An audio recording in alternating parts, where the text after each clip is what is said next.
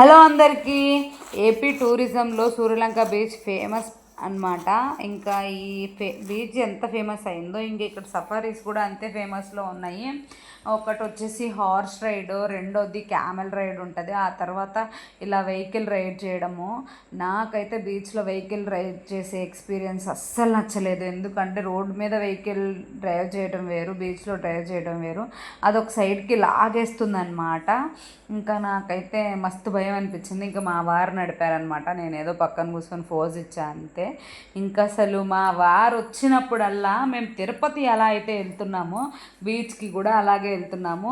తిరుపతి వెంకటేశ్వర స్వామి మీద భక్తితో, బీచ్కి గంగమ్మ మీద భక్తితో అనుకోకండి. కాదు, మా వాళ్ళ ఆనందాని కోసం బీచ్కి వెళ్తామన్నమాట. మా వాళ్ళిద్దరు ఫుల్ ఎంజాయ్ చేస్తారు. ఇంత ఎంజాయ్ చేయడానికి రీజన్ ఏంటి అంటే మా వాళ్ళకి ఆబ్వియస్లీ ఉప్పు తినడం అంటే ఇష్టం అనమాట.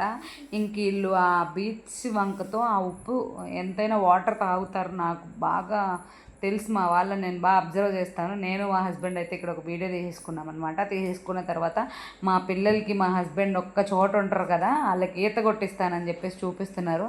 ఆ ఈత ఒక్కసారి చూపిస్తే ఆయన వీళ్ళు 100 సార్లు ప్రయత్నించే టైప్ ఆఫ్ మెంటాలిటీస్ మా పిల్లలిద్దరూ. నేను ఎప్పుడు చెప్తూనే ఉంటాను, ఒకళ్ళు అణుబాంబు అయితే ఇంకొకటి ఆటం బాంబు.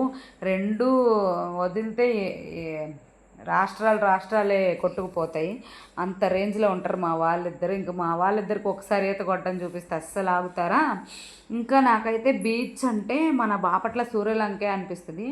ఏపీ మొత్తంలో ది బెస్ట్ బీచ్ అంటే బాపట్ల. ఎందుకు అంటే ఇక్కడ కరెంట్ వేవ్స్లో కరెంట్ ఒకటి ఉత్పత్తి అవుతుందంట. అలాంటి కరెంట్ ఏమి ఉత్పత్తి అవ్వదు. దట్టు బీచ్ దగ్గర స్టోన్స్ ఉంటాయి, వైజాగ్ బీచ్ అలాంటివి. ఇక్కడ అలాంటివి ఏమి ఉండదు. ఇది టూరిజంగా మంచిగా స్నానాలకి బాగుంటుంది బీచ్. మా వారు జమ్మూ నుంచి వచ్చి మళ్ళీ వెళ్ళబోయే లోపు 1-2 సార్లు అయినా బీచ్కి తీసుకెళ్తారు పిల్లల్ని. నేను వద్దండి, ఎందుకు పద్దాగడ వాళ్ళని అస్తమానం తీసుకెళ్ళాలి, అవసరమా అంటే లేదు బీచ్ స్నానం చేయడం మంచిదే, 3 మంత్స్కి ఒకసారి అయినా చేయాలి. ఎందుకు అంటే పిల్లలకి కొంచెం బయటకి వెళ్ళినట్టు ఉంటుంది. బీచ్లో స్నానం చేయడం వల్ల మనకేమైనా నెగిటివిటీ ఉంటే పోతుంది. దట్టు స్కిన్ ర్యాషెస్ రాకుండా కూడా ఉంటుంది అని నేను చెప్పేది ఒక్కటే, మీ ఎవరికైనా ఈ సూర్యలంకకి దగ్గరలో ఉన్న వాళ్ళు కానీ లేదంటే బీచ్కి వెళ్ళాలి అని బాగా ఇంట్రెస్ట్ ఉన్న వాళ్ళు అయితే నా బెస్ట్ సజెషన్ ఏంటి అంటే బాపట్లలో ఉన్న సూర్యలంక బీచ్ అనమాట. The best. ఎందుకు అంటే ఇక్కడ ఫెసిలిటీస్ కూడా వేరే లెవెల్లో ఉంటాయి. ఇక్కడ 24 hours బీచ్కి ఎల్లో అయితే ఉండదులేండి, టైమింగ్స్ వేరే ఉంటాయి. 10 to లేదో సన్ రైజెస్ నుంచి సన్సెట్ వరకు ఉంటుంది అనుకుంటా. అంటే సూర్యుడు ఉదయించే దగ్గర నుంచి సూర్యుడు అస్తమించిన వరకు ఇక్కడ బీచ్కి ఎల్లో ఉంటుంది.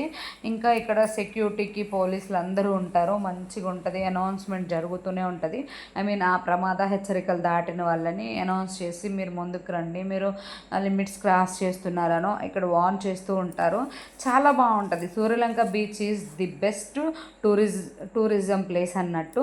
ఇంకా ఇక్కడ రిసార్ట్స్ ఉంటాయి, అంటే దూరం నుంచి వచ్చే వాళ్ళు స్టే చేయడానికి కానీ మంచిగా ఉంటుంది. Suryalanka beach is very pleasant, peaceful,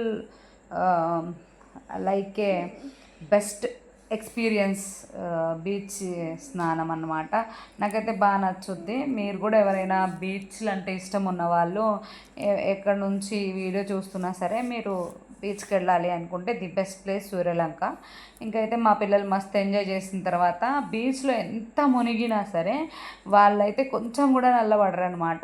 నాలాంటి వాళ్ళు అయితే కొంచెం సేపు మునిగినా నల్లబడిపోతారు. ఇదొక నాకు మైనస్ పాయింట్ అనిపిస్తుంది. మీకు కూడా ఎవరికైనా అనిపిస్తే లైక్ చేయండి, షేర్ చేయండి, కామెంట్ చేయండి. ఎందుకు అంటే బీచ్లో స్నానం చేసిన వెంటనే మన స్కిన్ టోన్ మారిపోతూ ఉంటుంది. కొంతమందికి అలా అవుతుందా, అందరికీ ఇలానే అవుతుందా నాకు ఫస్ట్ నుంచి డౌట్ ఉంది. అందుకే నేను మీతో షేర్ చేసుకుంటున్నాను అనమాట. ఈ వీడియో మీకు నచ్చితే కంపల్సరీ లైక్ చేయండి, సబ్స్క్రైబ్ చేసుకోవడం మర్చిపోకండి, షేర్ చేయండి. మా వాడైతే ఈత మామూలుగా కొట్టట్లేదు, వాడు గజీతగాడని ఫీల్ అయిపోతున్నాడు. మా పాప కూడా ఇంకా అందరు మస్తు ఎంజాయ్ చేశారు. మీరు కూడా ఎంజాయ్ చేస్తారని చెప్పేసి ఎక్స్పెక్ట్